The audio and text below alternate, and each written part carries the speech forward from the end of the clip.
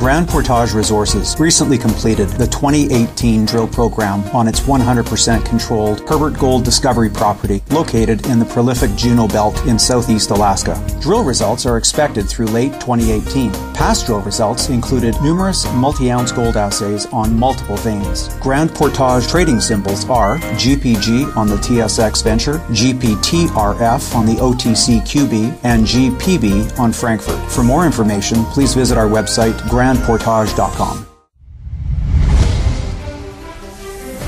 Welcome to the Goddard Report. Comments made on the Goddard Report and TalkDigitalNetwork.com are an expression of opinion only. Here is Jim Goddard. My guest is Kris Sims, BC Director of the Canadian Taxpayers Federation. Happy New Year and welcome back to the show, Kris. Happy New Year. Thank you for having me. Right now, property taxes are going up across BC because municipalities have to pay that employer health tax.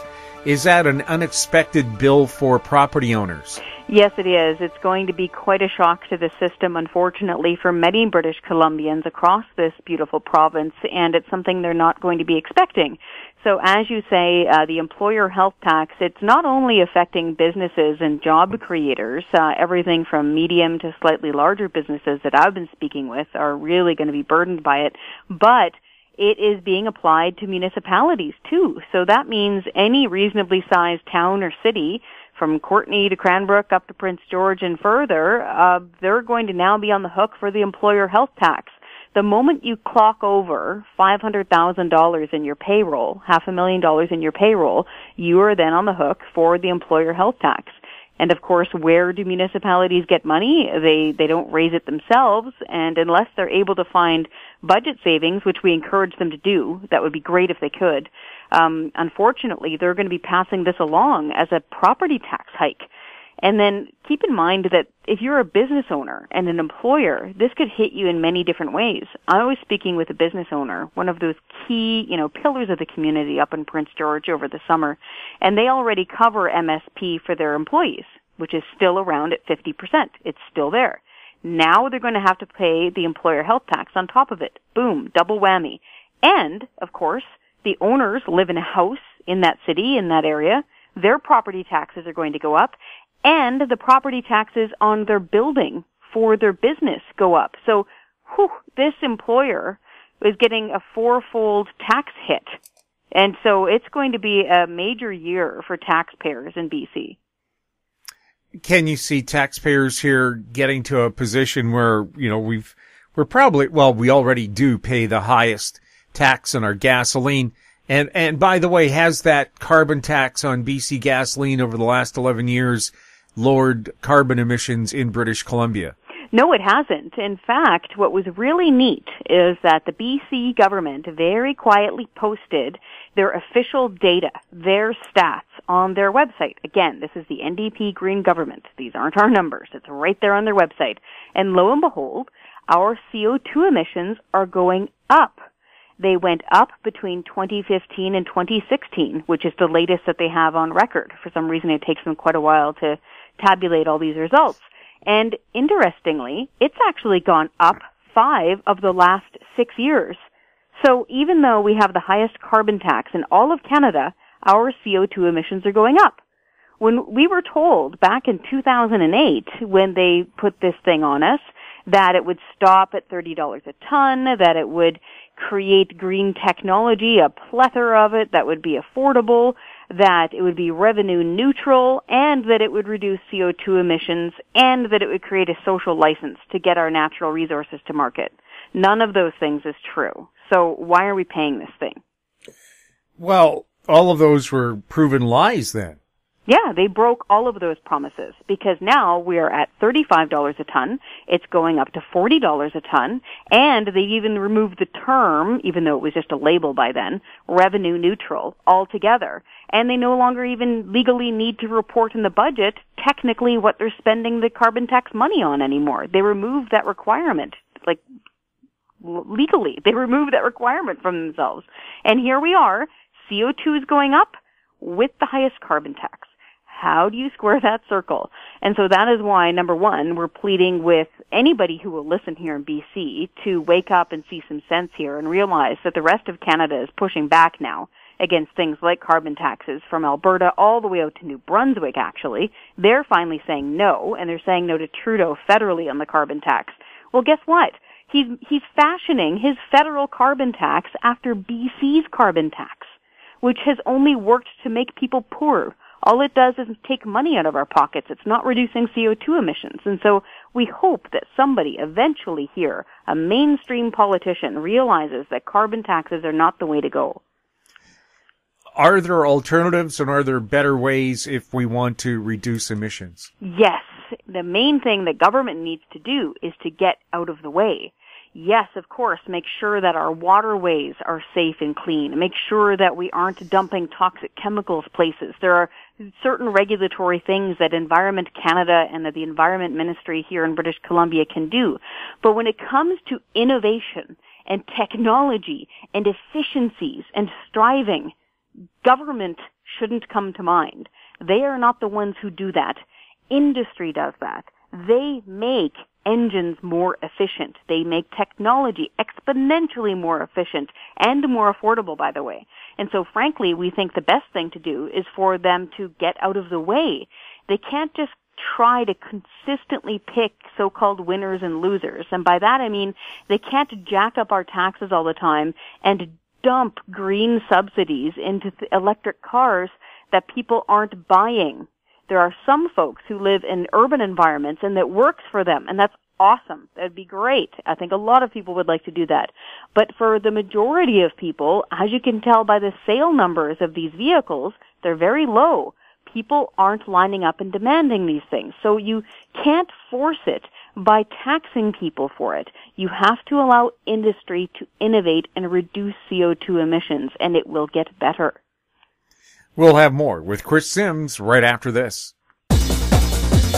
Hi, I'm Douglas Mason, President and CEO of Magnum Gold Corp, MGI, and the TSX Venture Exchange. A 2015 drill program on the LH property intersected several high-grade gold intersections, including 11 meters of 20.66 grams per ton gold. Additional drill targets on the LH property have been identified by a 2018 drone airborne magnetic survey to further evaluate a pyrrhotite-enriched gold-bearing system. Please visit our website at magnumgoldcorp.com.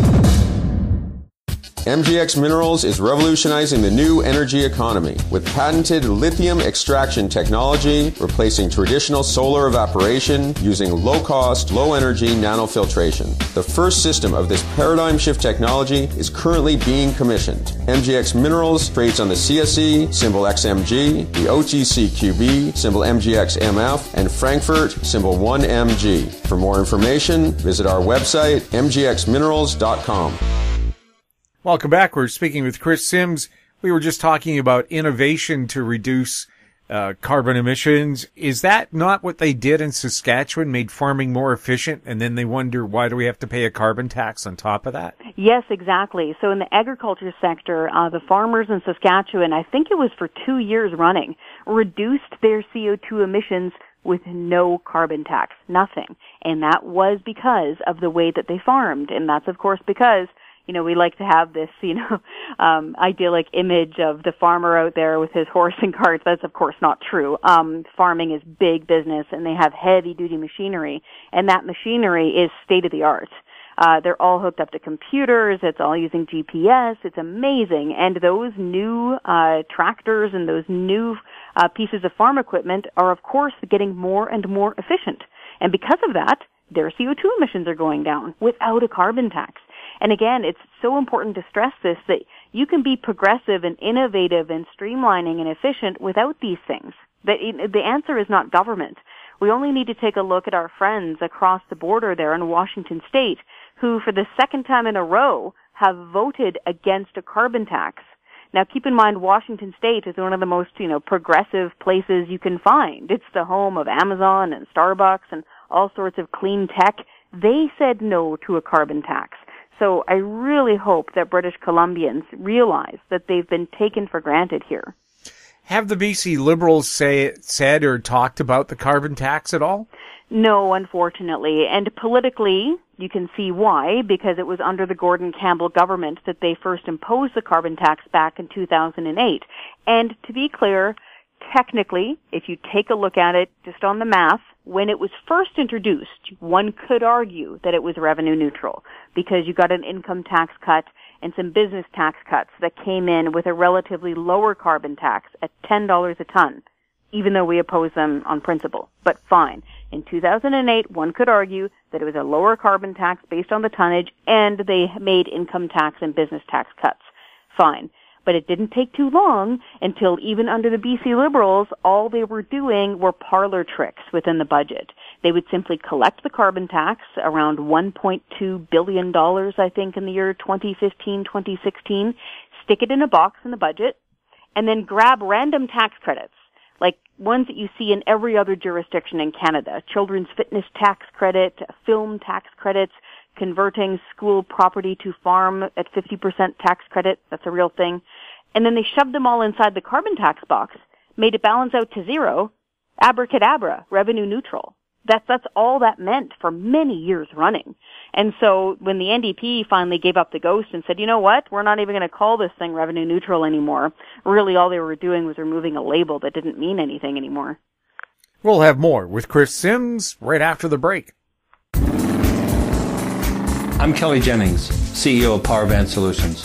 PowerBand is a cloud-based provider of auction, inventory, and finance solutions that make buying, selling, and financing vehicles more efficient. PowerBand Solutions trades on the TSX Venture Exchange symbol PBX and on the OTCQB symbol PWWPF and on Frankfurt symbol 1ZV. For more information, please visit us at powerbandsolutions.com.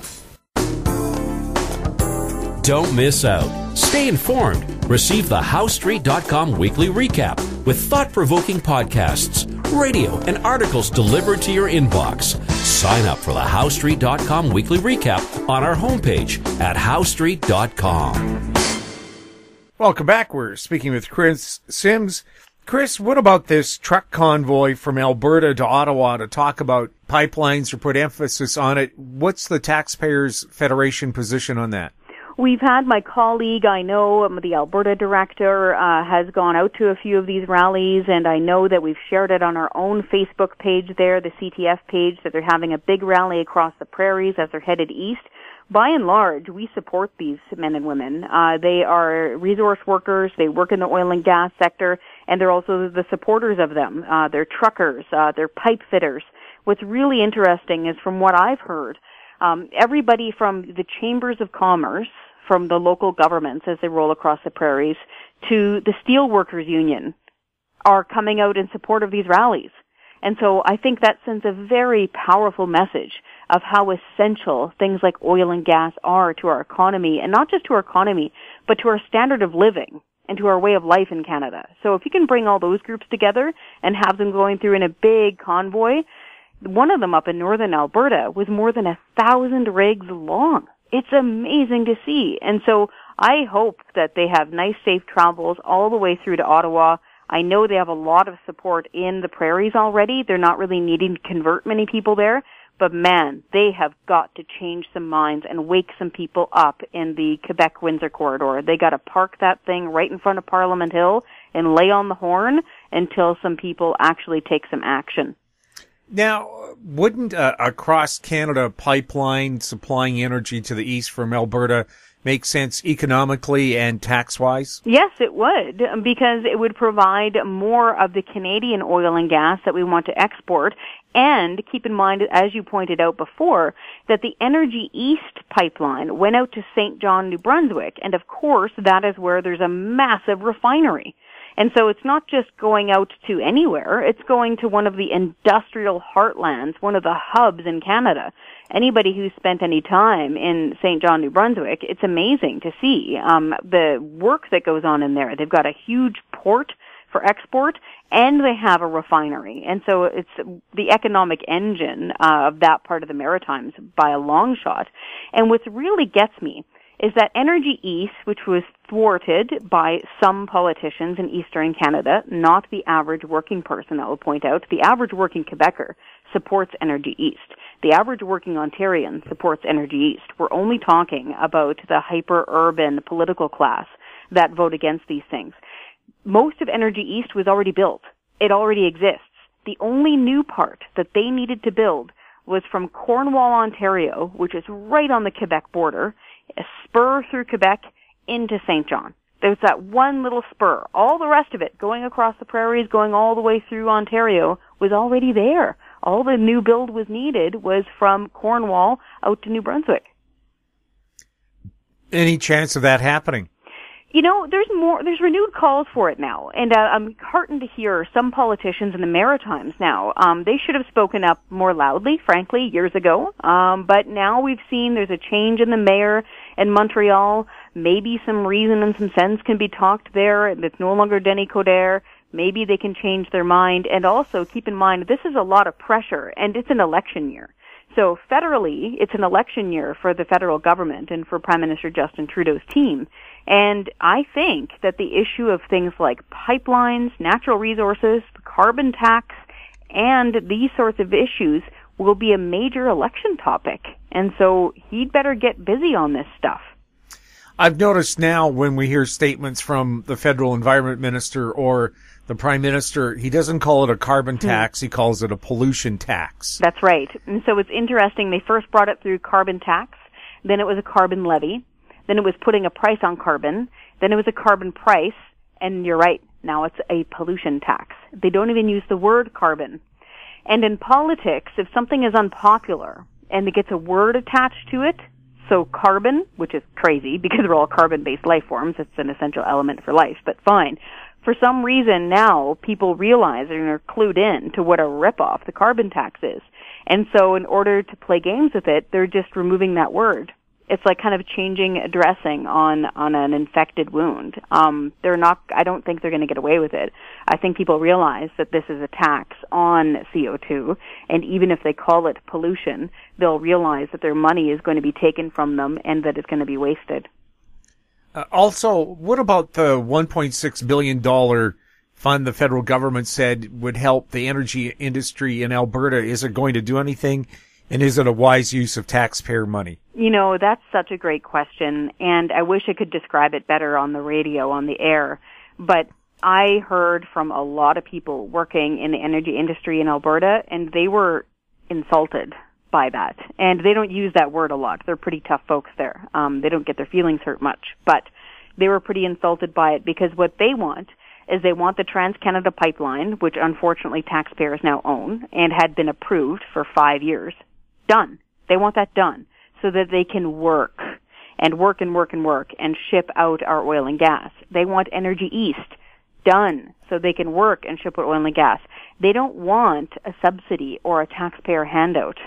They don't like it. They don't want it. What they want is to be able to get to work. And there was this cartoon that was posted in an Alberta newspaper, and it showed basically a work donkey or a mule that's lifted up off of its hooves because the wagon behind it is loaded down with the problem of Energy East, the problem of the Trans-Canada Pipeline, the problem of the carbon tax. And then Prime Minister Trudeau is holding a little tiny carrot out in front of the mule with this tiny subsidy hanging in front of it. And the donkey's looking at you like, really? That's pretty much Alberta in a nutshell right now. We don't think this is going to help. It's not something Albertans and Saskatchewanians want. They should focus more of their energy on actually getting TransCanada, the Trans Mountain Pipeline, done. Do you think Trudeau's written off Alberta because traditionally the federal Liberals don't get a lot of votes there? They don't traditionally.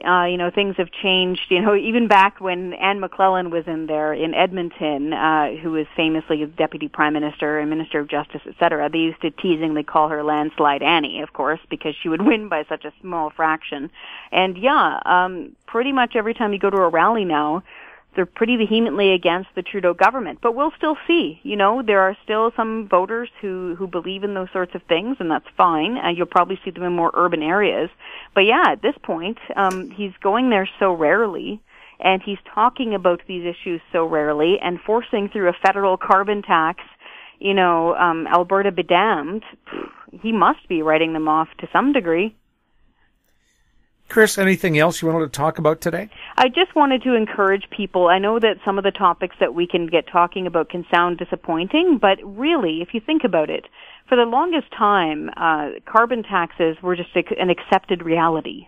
For the longest time in Ontario, under the Green Energy Act, people were getting ripped off every month on their outrageous hydro bills because of the Green Energy Act, which was a massive scam that was allowed to go for way too long. They were under cap and trade as well. They were losing manufacturing jobs to the United States. We had carbon taxes and carbon tax threats across Canada, and people were just kind of going along with it. But isn't it amazing to see now, to see so many people pushing back against the federal government on something like a carbon tax? And so I think it's evidence that if you keep at it and you keep calling your MP, you keep calling your MLA, you keep standing up for yourself, write those letters, make those phone calls, it will turn around. And this is how politics and democracy works. And so I encourage everybody to just keep it up, keep it safe, and maybe you can actually make some change. Kris, thank you so much for chatting with us. Thank you so much. Happy New Year, everybody. My guest has been Kris Sims, BC Director of the Canadian Taxpayers Federation. If you have any questions for Kris or any of our other guests, you can send them to info@howstreet.com. Find us on Twitter at TalkDigitalNet, our YouTube channel, Talk Digital Network. I'm Jim Goddard. Thanks for listening. Comments made on the Goddard Report and TalkDigitalNetwork.com are an expression of opinion only. The Goddard Report is available online and mobile at TalkDigitalNetwork.com. The Goddard Report is a production of How Street Media Incorporated.